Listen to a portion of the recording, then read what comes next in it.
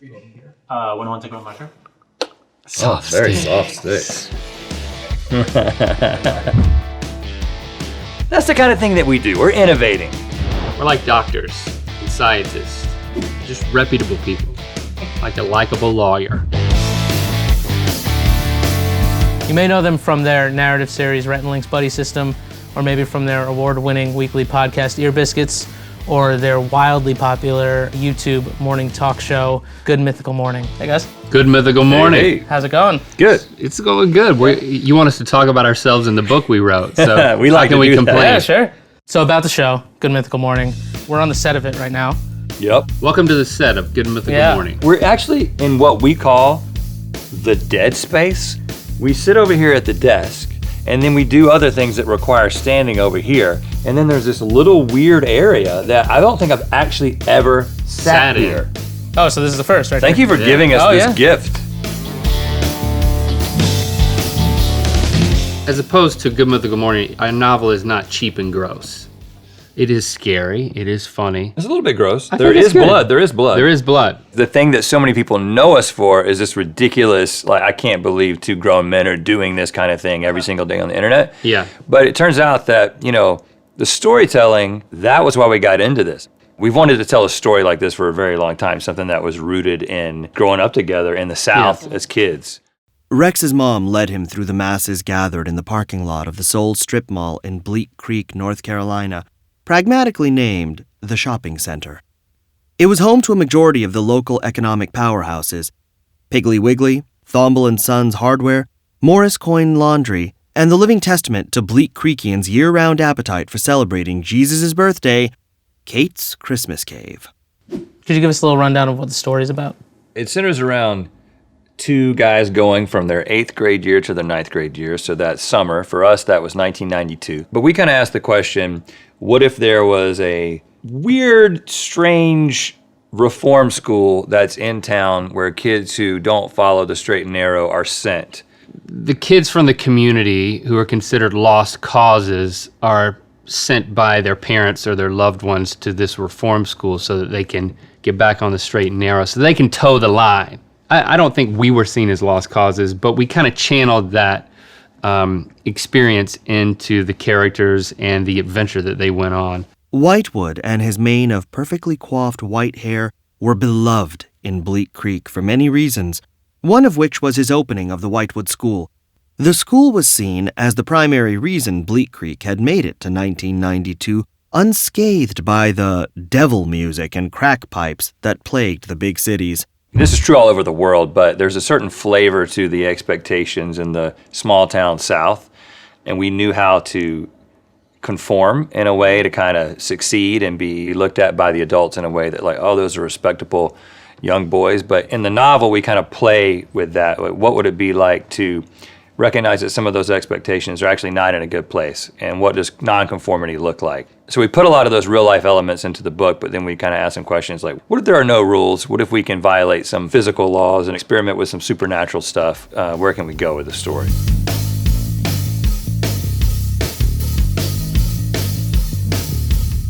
So I wanted to ask about how the idea of this novel came about.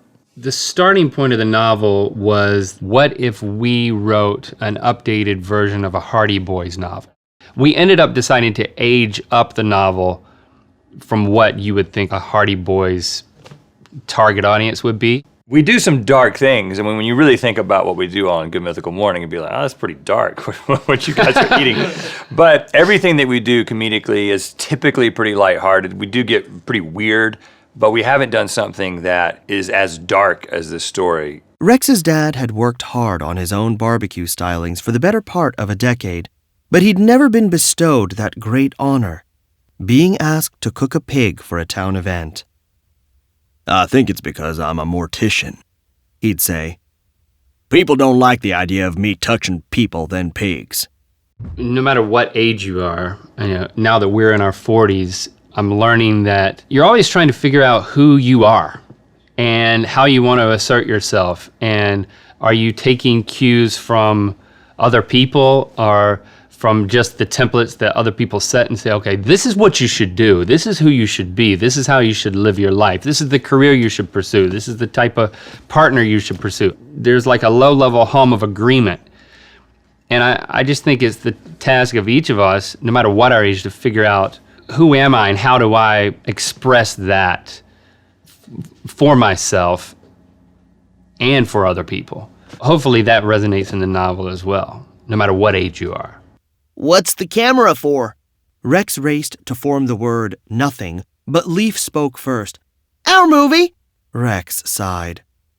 He had come to despise talking about their movie with other people, since it always seemed to suck the magic right out of the whole thing. What's it called? Polterdog. So it's a part chicken, part dog? No, Rex said, tempted to hit Hornhat with the camcorder whack-a-mole style.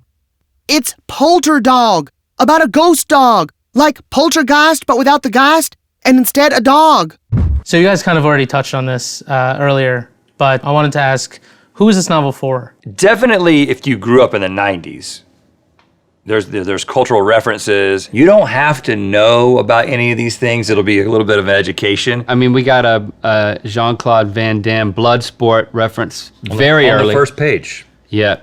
In a lot of ways, it's kind of a little window into like, this is what it was like, growing up. This is how we communicated. This is how we got around. This is how we amused ourselves. But I think anybody who's also in the same part of their lives, leaving middle school, going into high school, the challenges that come with maintaining friendships and potential relationships or interest in the same girl in the context of a friendship, I think that anybody from that sort of teen audience well into adulthood will be able to relate to the story. Does it make you want to write more fiction? Like, should we be expecting another book from Rhett and Link? Oh, yeah. It's a story that has its own ending, but it also is the beginning of what could be a much larger story. There's so much to explore with these characters in this world, and we definitely have every intention to do that if people want it. We've already written 4 more books, is what he's saying. The first book that we wrote, which was a nonfiction book that was very much a memoir and then some advice, and we read that ourselves. But we made the very specific decision to get someone who could bring these characters to life, and we just wanted there to be a cohesive voice, but also somebody who could capture how dynamic the story is. So we decided that we were not going to read the Audible version of the book because we wanted it to be the best experience possible. And so when we got Vikas on board and started talking with him about the story and the characterization, we were very excited that we were in good hands or in a good throat. Yeah. That's probably not the best term, but yeah. We were in a very good throat.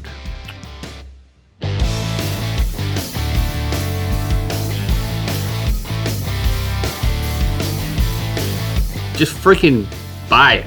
Stop asking so many questions of yourself. Is this for me? Yes! There's nothing like listening to The Lost Causes of Bleak Creek on Audible.